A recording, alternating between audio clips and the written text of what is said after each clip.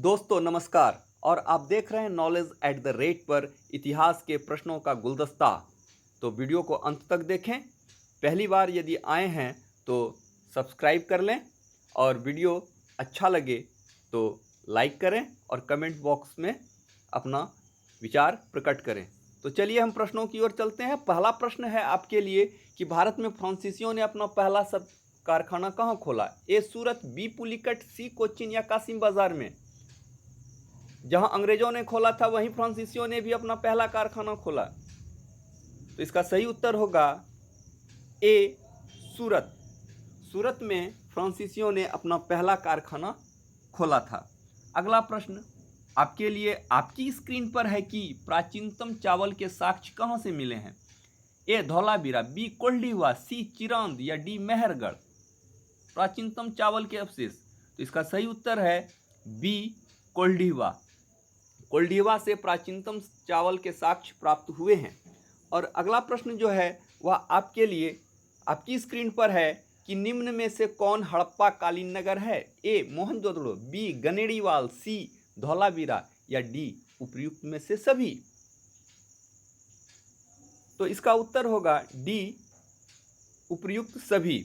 मोहनजोदड़ो, गनेड़ीवाल और धौलावीरा ये तीनों हड़प्पा कालीन नगर हैं। अगला प्रश्न आपके लिए है कि चटगांव शस्त्रागार छापामारी की योजना किसने बनाई थी? ए सूर्यसेन, बी जतिन दास, सी बटुकेश्वर दत्त या रामप्रसाद बिस्मिल? तो इसका सही उत्तर होगा ए सूर्यसेन। सूर्यसेन ने चटगांव शस्त्रागार छापामारी की योजना बनाई थी। और आपका अगला प्रश्न आपके लिए है कि लंदन में इंडियन होम रूल सोसाइटी की स्थापना किसने की? श्यामजी कृष्ण वर्मा, दादा भाई नेहरूजी, लाला हरदयाल या एनी बेसेंट? किसने? तो इसका सही उत्तर होगा ए श्यामजी कृष्ण वर्मा। श्यामजी कृष्ण वर्मा ने इंडियन होम रूल सोसाइटी की स्थापना लंदन में की थी। अगला प्रश्न आपके लिए है कि देश बंधु नाम से किसे जाना जाता है? सी एफ एंड्रयूज, चितरंजन दास, जयप्रकाश नारायण या कर्पूरी ठाकुर? देश बंधु के नाम से। तो इसका सही उत्तर होगा बी चितरंजन दास। चितरंजन दास को देश बंधु के नाम से जाना जाता है। और आपके लिए अगला प्रश्न जो है वह है कि महात्मा बुद्ध का जन्म कहाँ हुआ था? ए लुम्बिनी, बी कुशीनारा, सी सारनाथ या डी वैशाली? महात्मा बुद्ध का जन्म आप जानते हैं और इसका सही उत्तर है ए लुम्बिनी।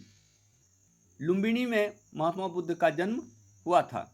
अगला प्रश्न आपके लिए है वह है कि तुर्क ए चहलगामी का निर्माण किसने किया था? कुतुबुद्दीन ऐबक, इल्तुतमिश, रजिया सुल्तान या बलबन ने? अपनी सत्ता को मजबूत करने के लिए इनमें से किसी एक ने तुर्क ए चहलगामी का निर्माण किया था। और इसका सही उत्तर होगा बी इल्तुतमिश। इल्तुतमिश ने तुर्क ए चहलगामी का निर्माण अपनी सत्ता को मजबूत करने के लिए किया था। इसे ही 40 अमीरों का दल कहा जाता है। अगला प्रश्न आपके लिए है 1857 की क्रांति सर्वप्रथम कहाँ से आरंभ हुई? ए मेरठ, बी झांसी, सी कानपुर या डी दिल्ली? 10 मई 1857 को इस क्रांति की शुरुआत हुई थी और इसका सही उत्तर होगा ए मेरठ। मेरठ से इस क्रांति की शुरुआत हुई थी। अगला प्रश्न जो है आपके लिए आपकी स्क्रीन पर वह है भारत में आधुनिक शिक्षा प्रणाली की नींव किसने डाली या पढ़ी? 1854 का वुड डिस्पैच, 1882 का हंटर आयोग, 1835 के मैकाले का स्मरण पत्र या डी इनमें से कोई नहीं? आधुनिक शिक्षा प्रणाली जिसे भारत में पाश्चात्य शिक्षा प्रणाली भी कहते हैं, सही उत्तर होगा सी 1835 के मैकाले का स्मरण पत्र। और आधुनिक भारत में पाश्चात्य शिक्षा का जनक मैकाले को ही कहा जाता है। अगला प्रश्न जो है वह है राष्ट्रीय गीत वंदे मातरम के लेखक कौन है? बंकिम चंद्र चटर्जी, दीनबंधु मित्र, रविंद्रनाथ टैगोर या शरत चंद्र चटर्जी? वंदे मातरम। तो इसका सही उत्तर होगा ए बंकिम चंद्र चटर्जी वंदे मातरम गीत के रचयिता हैं।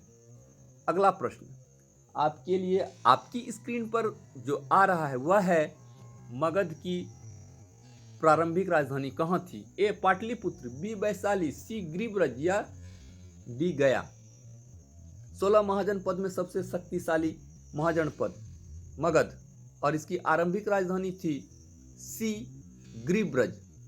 गिरिब्रज जो है इसकी राजधानी थी आरंभिक, जिसे आजकल हम लोग वर्तमान में राजगीर के नाम से जानते हैं। अगला प्रश्न है आपके लिए, विश्वविद्यालय आयोग की स्थापना किस वायसराय के द्वारा?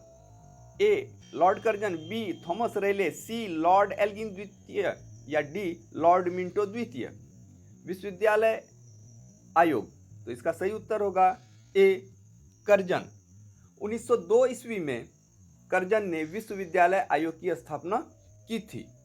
अगला प्रश्न जो है वह आपके लिए है कि ऐतिहासिक स्थल विजयनगर का वर्तमान नाम क्या है? ए चंद्रगिरी, बी हजारीबाग, सी हम्पी या डी अनेगोंडी। विजयनगर जो कभी बहुत बड़ा साम्राज्य हुआ करता था, तो इसका सही उत्तर होगा सी हम्पी। हम्पी का ही वर्तमान नाम जो है विजयनगर है, यानी कि हम्पी विजयनगर का प्राचीन नाम। अगला प्रश्न आपके लिए जो है वह है, स्वराज, स्वदेशी और बहिष्कार का नारा सर्वप्रथम किसने दिया? बाल गंगाधर तिलक, महात्मा गांधी, अरविंद घोष या जवाहरलाल नेहरू ने? स्वदेशी, स्वराज और बहिष्कार, इसका सही उत्तर होगा ए बाल गंगाधर तिलक। बाल गंगाधर तिलक ने ही सबसे पहले स्वराज, स्वदेशी और बहिष्कार का नारा दिया था। अगला प्रश्न आपके लिए है, सती प्रथा पर प्रतिबंध कब लगाया गया था? 1830, 1835, 1829 या 1909? सती प्रथा, जिसके लिए राजा राम मोहन राय ने काफ़ी प्रयास किया था और बेंटिक ने इस पर प्रतिबंध लगाया था, तो इसका सही उत्तर होगा सी 1829। 1829 में लॉर्ड विलियम बेंटिक ने इस पर प्रतिबंध लगाया था और इसकी शुरुआत बंगाल से हुई थी। अगला प्रश्न आपके लिए है, इनकलाब जिंदाबाद का नारा किसने दिया था? ए भगत सिंह, बी खुदीराम बोस, सी राजगुरु या डी बटुकेश्वर दत्त। इनकलाब जिंदाबाद काफ़ी महत्वपूर्ण नारा है और वर्तमान समय में भी राजनेताओं और राजनीतिक दलों द्वारा इसका प्रयोग किया जाता है। इनकलाब जिंदाबाद का नारा किसने दिया? तो इसका सही उत्तर होगा ए भगत सिंह। भगत सिंह ने इनकलाब जिंदाबाद का नारा दिया, जिसे हम शहीद आजम के नाम से भी जानते हैं।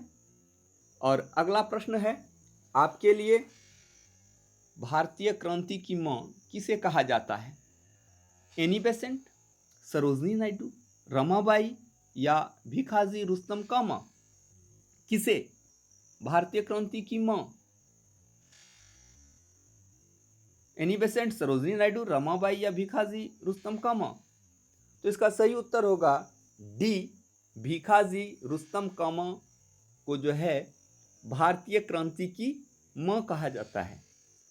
अगला प्रश्न जो है वह है आपके लिए, अमृतसर की संधि 1809 में किसके बीच हुई? रंजीत सिंह और लॉर्ड क्लाइव के बीच में, रंजीत सिंह और चार्ल्स मेटकॉफ के बीच में, रंजीत सिंह और आयरकूट के बीच में, रंजीत सिंह और लॉर्ड कॉर्नवालिस के बीच में?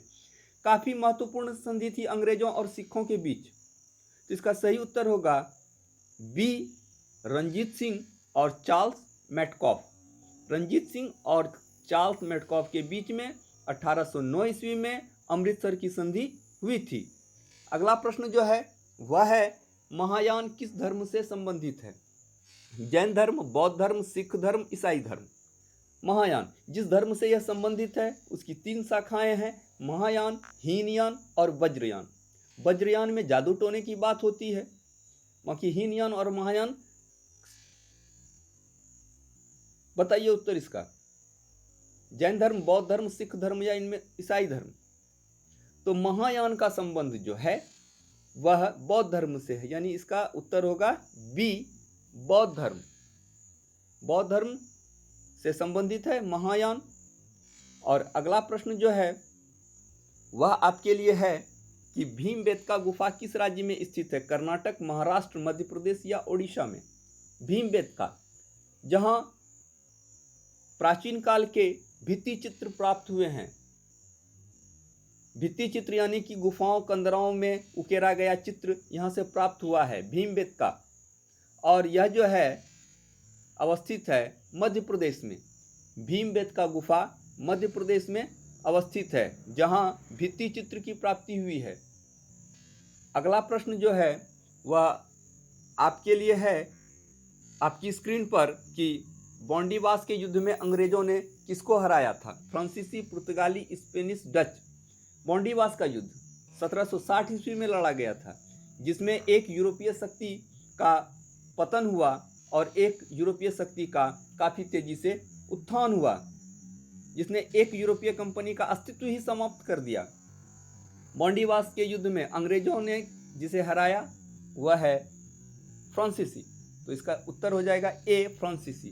फ्रांसीसी और अंग्रेजों के बीच में बॉन्डीवास का युद्ध 1760 में हुआ था, जिसमें अंग्रेजी जीत गए थे और भारत। अगला प्रश्न जो है वह है ब्रिटिश हाउस ऑफ कॉमन्स के सदस्य बनने वाले प्रथम भारतीय कौन थे। A, Dadabhai Naoroji, B, Gopal Krishna Gokhale, C, WC Banerjee या MN Roy. British House of Commons के सदस्य जो बने उन्होंने ही जो है 66 में इंडियन कांग्रेस की स्थापना की थी। अगला प्रश्न इसका उत्तर होगा ए, दादा भाई नेरोजी। इसका उत्तर होगा दादा भाई नेरोजी, जिसे grand old man of India भी कहा जाता है, भारत का वृद्ध पुरुष। और आपके लिए मैं बहुत जल्द मैथ और रीजनिंग के प्रश्नों को लेकर के वीडियो के माध्यम से आऊँगा, तो इसके लिए आप जो है चैनल को सब्सक्राइब कर लें और लाइक कर लें, बेल आइकन दबा लें। अगला प्रश्न जो है वह है किस वायसराय ने भारत में वर्नाक्युलर प्रेस एक्ट लागू किया।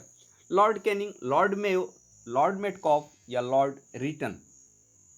किसने 1878 ईस्वी में वर्नाक्युलर प्रेस एक्ट आया था। तो इसका उत्तर होगा D, Lord Lytton. Lord Lytton ने जो है भारत में वर्नाक्युलर प्रेस एक्ट को लागू किया था।